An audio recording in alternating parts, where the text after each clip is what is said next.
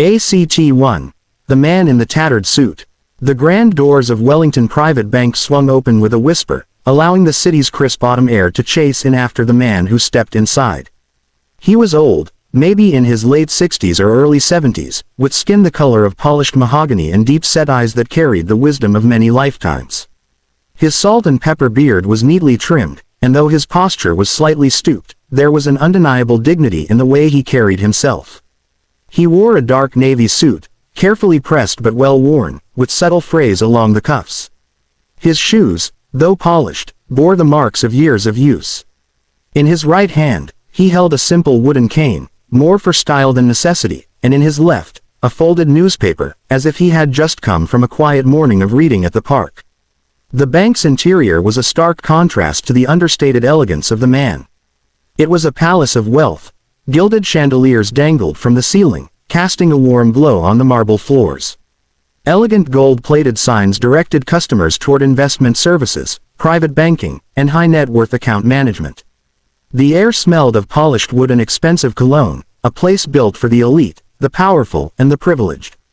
At the center of this grand hall stood a group of young bankers, dressed in tailored Armani suits and silk ties, their shoes gleaming like obsidian under the artificial lights. They stood behind a large reception desk, sipping espresso from porcelain cups, engaged in quiet conversation about stock markets, luxury getaways, and the latest sports cars. Then, they saw him. A subtle shift occurred in the room. The conversation slowed. One of the bankers, a man in his mid-30s with slicked-back blonde hair and an air of self-importance, frowned as he noticed the old man walking toward them. His name was Richard Coleman, a rising star in the firm, known for his ruthless efficiency and even sharper judgment of valuable clientele. To Richard, this man did not look like value. "Can I help you?" Richard asked, his voice neutral but edged with impatience. The old man smiled, undeterred. "Yes, I believe I have a meeting scheduled." Richard arched an eyebrow. "With whom?" The old man's gaze flickered to the gold-lettered plaques on the wall, each bearing the names of the bank's highest-ranking executives. "With your senior management team." A short laugh escaped from one of the other bankers, a younger man with a sleek, modern haircut and a watch that probably cost more than most people's yearly salaries. His name was Ethan Parker, and his smirk was laced with condescension. "I'm sorry, sir, but I think you may be mistaken. This bank doesn't handle walk-ins for executive meetings. Are you sure you have the right place?" The old man remained calm, his smile unwavering. "I'm quite sure." Richard glanced at his colleagues, as if to silently confirm their mutual disbelief.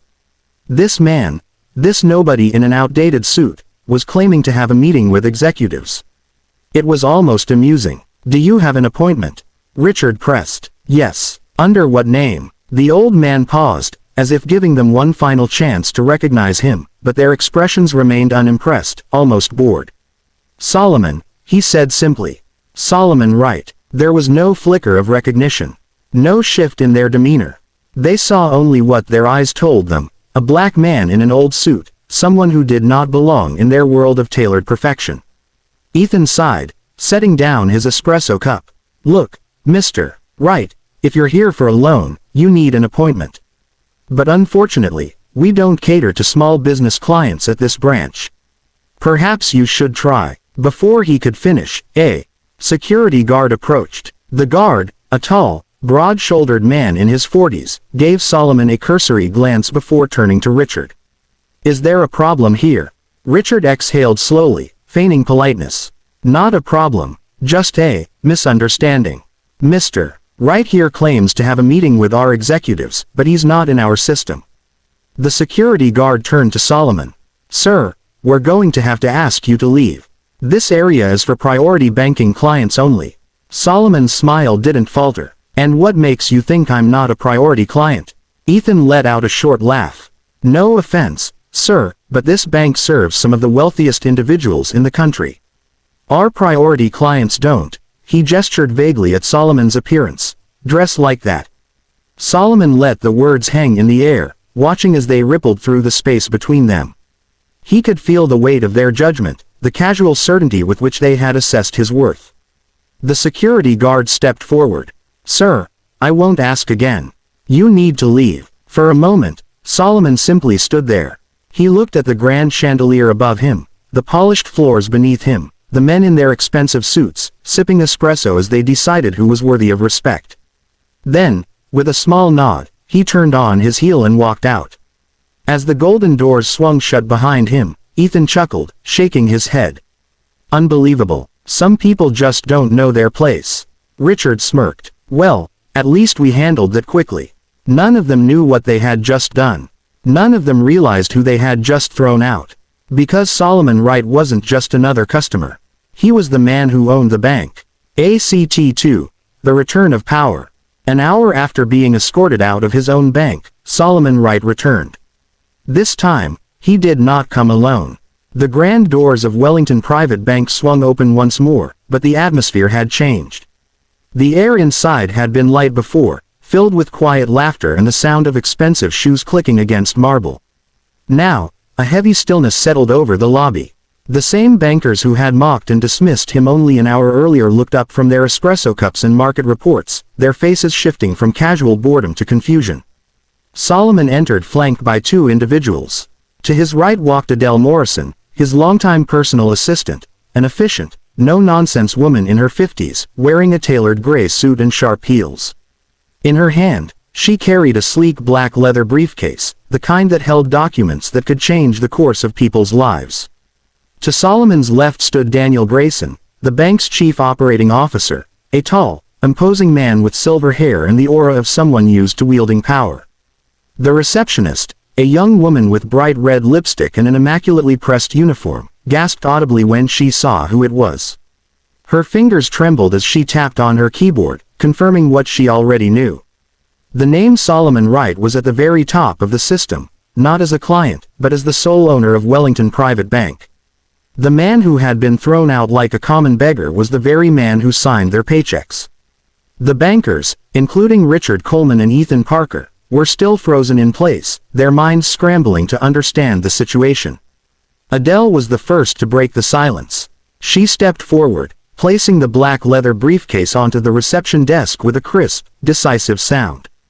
"Good afternoon," she said, her voice as sharp as her tailored suit. "We're here for Mr. Wright's meeting. It seems there was an oversight earlier." The receptionist swallowed hard. "Yes, of course, Mr. Wright. I had no idea." Solomon raised a hand, silencing her. His face was calm, but his eyes held something unreadable. He turned to face Richard and Ethan, who still hadn't moved.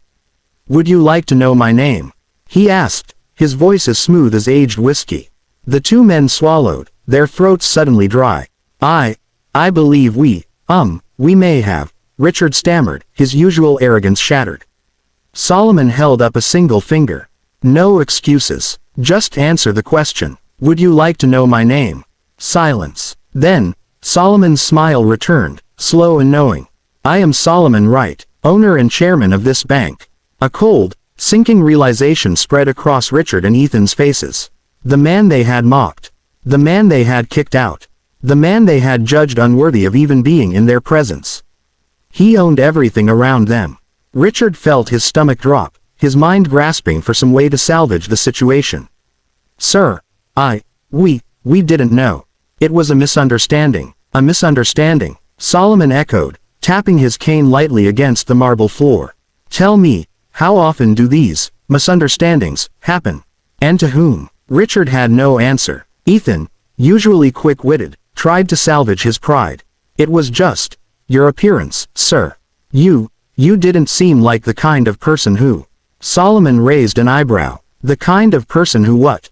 Ethan hesitated. He knew that whatever he said next would either save or destroy his career. "The kind of person who belongs here," Solomon finished for him. His voice was quiet, but it carried across the grand hall like a thunderclap. Ethan lowered his gaze, his bravado gone. Solomon turned slightly, glancing at Daniel Grayson, his COO. "Tell me, Daniel, if a man walks into my bank dressed in an old suit, should he be treated differently than a man in an Armani?" Daniel, ever the strategist, shook his head. "Absolutely not, sir. Every customer, every guest, and every human being should be treated with dignity and respect, regardless of what they wear or what we assume about them." Solomon nodded, his gaze returning to the men before him. Exactly. A long silence followed. Then Solomon spoke again, his tone thoughtful. You see, gentlemen, prejudice is an expensive mistake. It blinds you. It makes you see a man's clothing instead of his character. It makes you dismiss the humble while bowing to the arrogant. And, worst of all, it makes you forget one of life's simplest truths. You never truly know who you're speaking to. Richard's palms were sweating. Sir, we are deeply sorry. It was never our intention to. Solomon held up a hand, stopping him mid-sentence. I do not fire people for ignorance, Mr. Coleman. I fire them for refusing to learn. Richard stiffened, his throat tight. Are you willing to learn? Solomon asked. Yes, sir, Richard whispered. Solomon turned to Ethan. And you? Ethan swallowed, nodding quickly. Yes, sir, absolutely. Solomon's smile returned. Slow, knowing, but not unkind. Good. Then we will see if your actions match your words. He turned to Adele. Make arrangements for a mandatory diversity and ethics training program for all employees. Effective immediately. She nodded, already making notes. And one more thing, Solomon added, looking around the lobby at the now silent bankers. From this day forward, I want every person who walks through these doors to be treated with respect. Whether they wear Armani or an old suit, whether they have $1 million or a single dime, respect is not a privilege. It is a right. If I find out that any customer has been dismissed or judged because of appearances, the person responsible will not work here another day. Is that understood? A hushed chorus of, yes, sir, followed. Solomon nodded once. Good. Then, let's get to work. As he turned toward the executive wing, the bankers remained frozen in place, still processing what had just happened. Richard and Ethan exchanged a glance. They had been tested, and they had barely survived. One thing was certain. Wellington Private Bank would never be the same again.